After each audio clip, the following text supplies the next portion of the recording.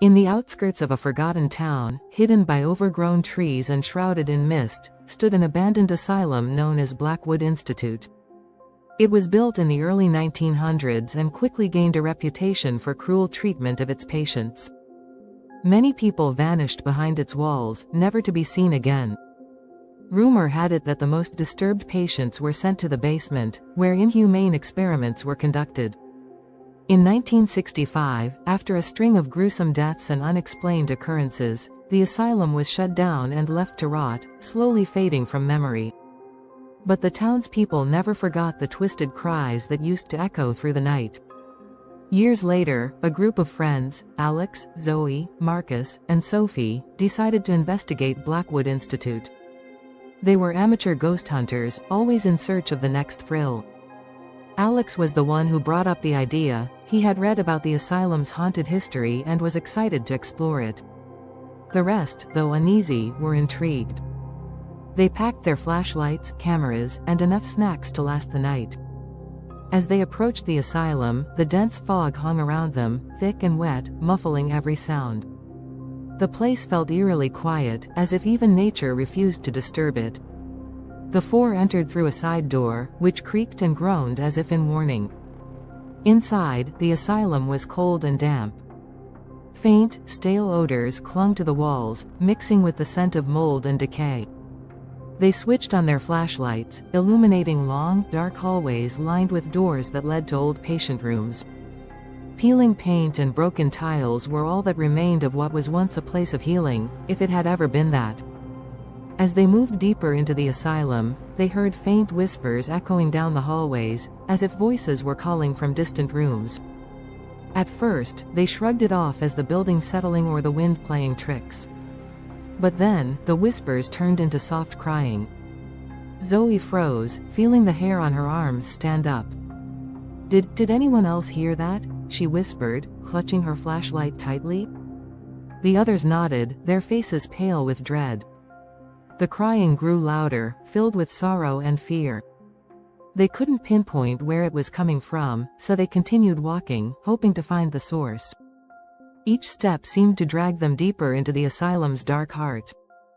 They finally reached a staircase leading down to the basement. Marcus hesitated, his heart racing. "Maybe we should stay upstairs. Just in case," but Alex shook his head, grinning nervously. "Come on, this is what we came here for. The basement is where all the experiments supposedly happened.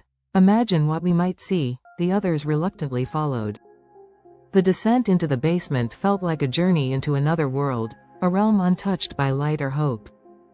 The air was colder, thick with the smell of mildew and something metallic, something that hinted at blood and fear.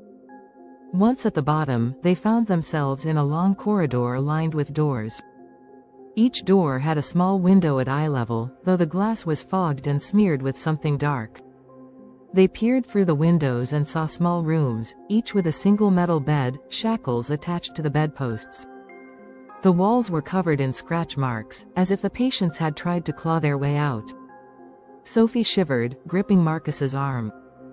"This is wrong. We shouldn't be here." But Alex was already moving forward, his flashlight illuminating a room at the end of the hall. "Come on, just a bit farther," he urged. As they reached the final room, they found a door slightly ajar. It creaked as Alex pushed it open, revealing a laboratory of sorts. Rusted metal tables lined the walls, each covered in dusty surgical tools. Faded photographs of patients, with faces twisted in agony, were pinned to a corkboard. Scribbled notes about experiments and procedures filled a small notebook on one of the tables. In the center of the room was a steel gurney, stained with dark, dried blood. Suddenly, the temperature in the room dropped drastically, and a heavy silence filled the air. The lights of their flashlights began to flicker. Alex tried to laugh it off, but his voice shook. Then, without warning, the door slammed shut behind them. Zoe screamed, running to the door and pulling with all her strength. It wouldn't budge. They were trapped. A low, guttural growl echoed through the room, filling them with dread. Shadows danced along the walls, shifting and twisting into grotesque shapes. The friends huddled together, their flashlights flickering, casting brief glimpses of something moving in the darkness. And then, they saw it. A figure stood at the far end of the room.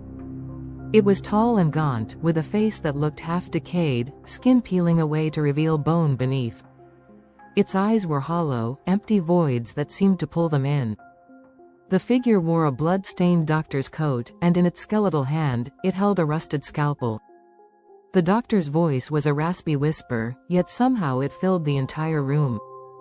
"You shouldn't be here." Paralyzed by fear, they watched as the doctor moved toward them, each step slow and deliberate. He was grinning, a twisted, deranged smile that hinted at endless torment. Marcus found his voice and yelled, "We need to get out of here, now." The friends scrambled to the door, pounding and kicking, but it refused to open. The doctor was getting closer, his grin widening as he raised the scalpel. His hollow eyes met theirs, and they could feel his hatred, his desire to make them suffer as he had suffered in life. Zoe sobbed, clutching Sophie's hand. Please let us go. We didn't mean to disturb you." The doctor paused, tilting his head, his hollow eyes narrowing. For a moment, there was silence, and hope flickered in their hearts. But then he whispered, "I have waited too long to let you leave." The lights went out completely, plunging them into darkness. All they could hear was the sound of his slow, shuffling steps and the scraping of the scalpel against metal. When the lights flickered back on, the friends found themselves alone in the room, the door wide open. They wasted no time, sprinting down the hall, up the stairs, and out of the asylum. They didn't stop running until they reached their car, panting and covered in cold sweat. They drove away in silence, each one haunted by the memory of those hollow eyes and that chilling whisper.